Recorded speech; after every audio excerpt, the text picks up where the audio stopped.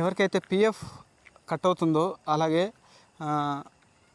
పిఎఫ్లో మనం amount withdraw చేసుకోవాలంటే మనం బ్యాంక్ అకౌంట్ అనేది యాడ్ అనేది చేసుకోవాలి కదా.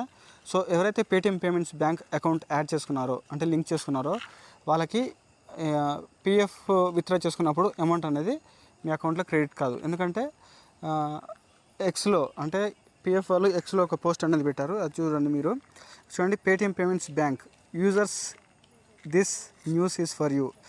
EPFO will not make any payment in Paytm payments bank accounts from 23rd February 2024 నుంచి ఈ పేటిఎం పేమెంట్స్ బ్యాంక్ వాళ్ళు పేమెంట్ అనేది చేయరని ఇక్కడ మనకి మెన్షన్ చేశారు. అలాగే to avoid any inconvenience please update your bank details and KYC without delay. మీ బ్యాంక్ డీటెయిల్స్ని అప్డేట్ అనేది చేసుకుని ఉంటుంది తొందరగా, ఓకేనా. సో ఎవరైతే Paytm payments bank account link ఉందో వాళ్ళు తొందరగా వేరే అకౌంట్ అనేది మార్చుకోవచ్చు.